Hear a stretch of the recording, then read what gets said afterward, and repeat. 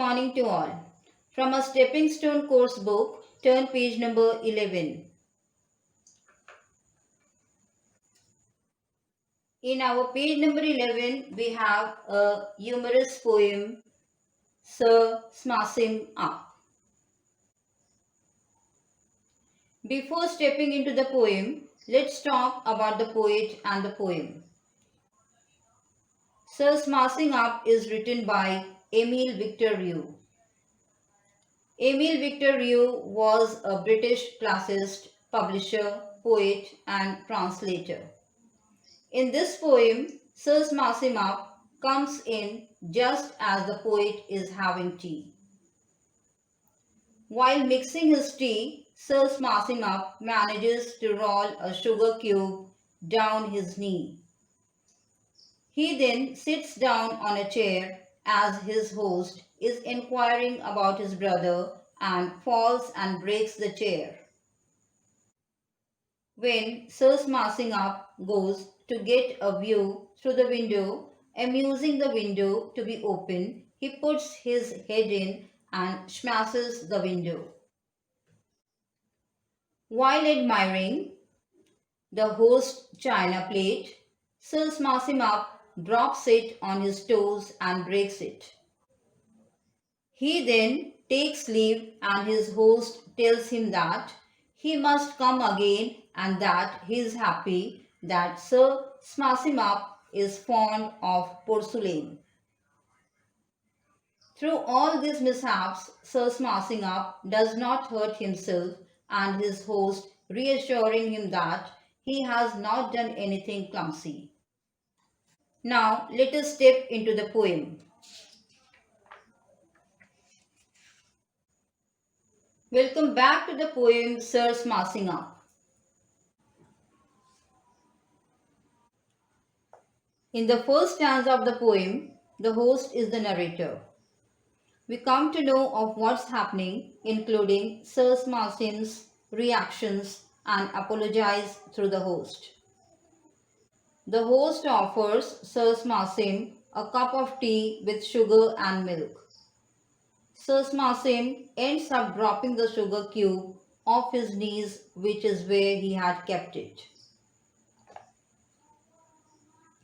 In the second stanza of the poem, Sir Smasham apologizes profusely, but the host brushes the apology aside, as it was a minor accident.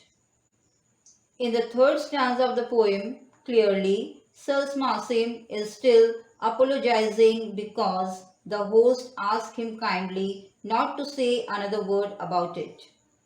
He diverts the topic by asking the guest to take another cup of tea and inquires after his brother, who apparently broke his head.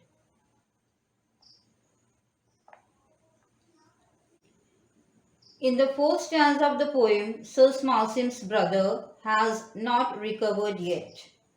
Before the host can ask further, Sir Smasham has managed to break the chair. He apologizes profusely and says it must have been valuable, but the host says it was old. In the fifth stanza of the poem, we come to know that the chair empty and therefore of great value. It belonged to the time of Queen Anne. The Queen ruled in the 18th century. The host, we realize, is truly very kind, for instead of making Sir Smasham feel miserable, they have several such chairs and one gone wouldn't make a difference. He asks Sir Smasham to leave the broken chair on the floor and urges him to admire the view from the window.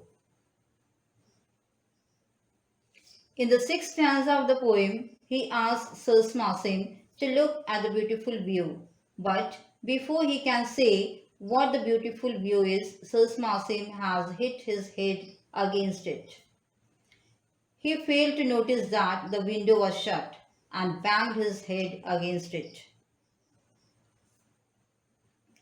In the seventh stanza of the poem, the host is amazed that Sir Smasham isn't hurt. He invites Sir Smasim to look at few things he had, like to show, to take the attention away from everything.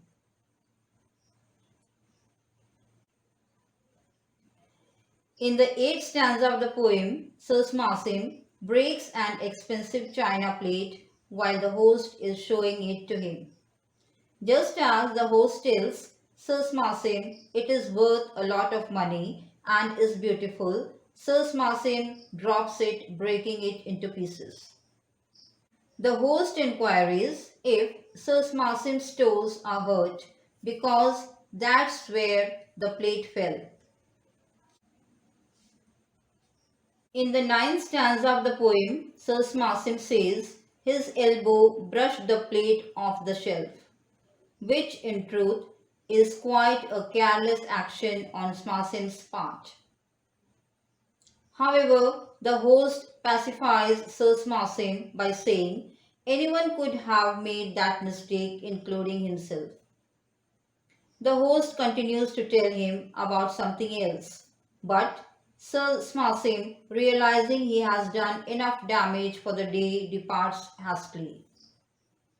The host invites him to visit again, saying he is glad Sir Smasim's fond of porcelain. Thank you.